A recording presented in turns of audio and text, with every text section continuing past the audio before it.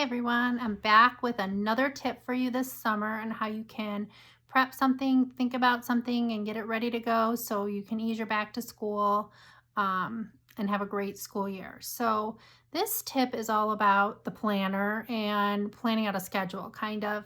So, for many years, like out of my 23 years of teaching, I think 17 at least of them, I just used a 3-ring binder. And then all this fancy stuff came out and I wasn't sure which way I was going to go. So I'm just going to share my experiences with you on planners. And it doesn't have to be like the trendy thing that everybody does, but the 3-ring binder worked for me because I had a hole punch and I could just punch it and put it in before and after, take things out. I like to just type up a template on my schedule and then I hand wrote everything in. Well, I didn't realize that when you had a happy planner, you could take pages in and out as well, and that it came with a special binder. So I tried that and I actually fell in love with that because it wasn't as bulky to carry back and forth from home.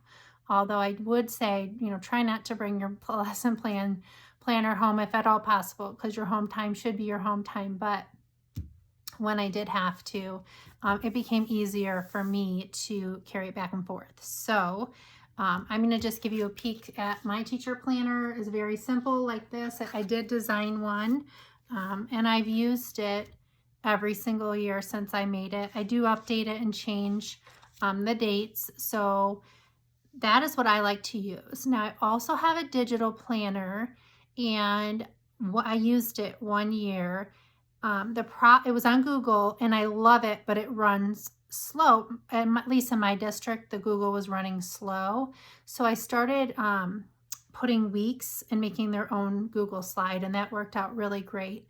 And I'm going to tell you the benefits of a digital planner, whatever digital planner you pick. You can embed links into that digital planner. So even every year, even though I still use like the paper pencil planner, I still plop up that week's digital planner, and I'm still doing pretty much the same thing anyways, because I've embedded all the links to my kids love Jack Hartman videos. We love the phonics dance. If there's like a subject that we're talking about and there's a short little blurb on that, I like to just be able to go right to that. Also, I've always used Google in my classroom, Google Slides.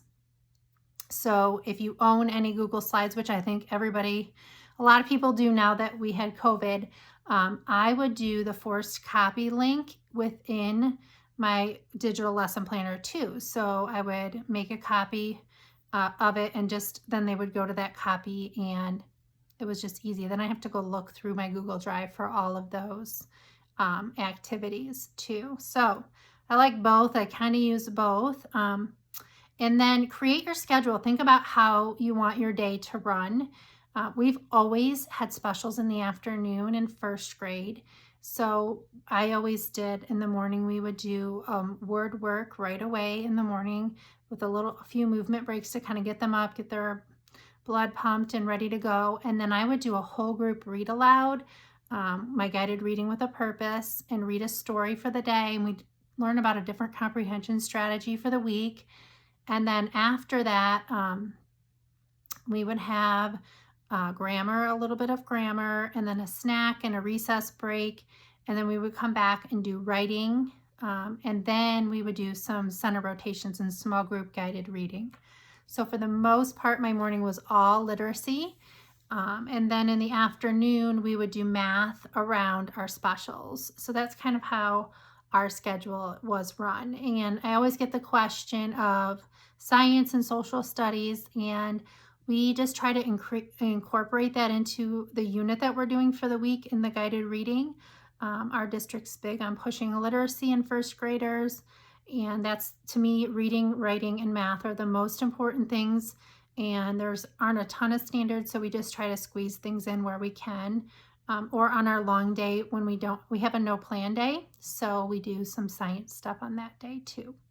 So get yourself organized, pick out what kind of planner you want to do, and then get yourself like a lesson plan template of how you want your day to go. And then all you'll have to do is fill in your lessons when you go back to school. So that organization that you can do at home during the summer If you've been teaching for years and you already have it, then you're good to go. And you can just kind of get your new planner ready to go, and it won't take as long.